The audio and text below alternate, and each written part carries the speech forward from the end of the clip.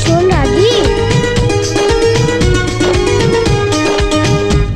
ওরে বাবা, রাজা মশাই ভীষণ রাগী, জানলে দেবে ফাঁসি।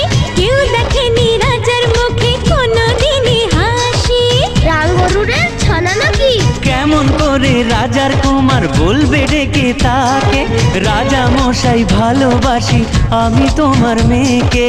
তাহলে তো ভীষণ বিপদ। এখন কি করে বলে সে আসল কথা, ভেবে ভেবে রাজকুমারীর মনে ব্যথা।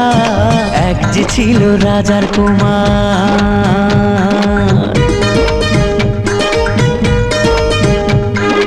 ওদিকে সেই অন্য দেশে রাজার কুমার এসে বিয়ের কথা বলতে এলো হবু জামাই বেশে।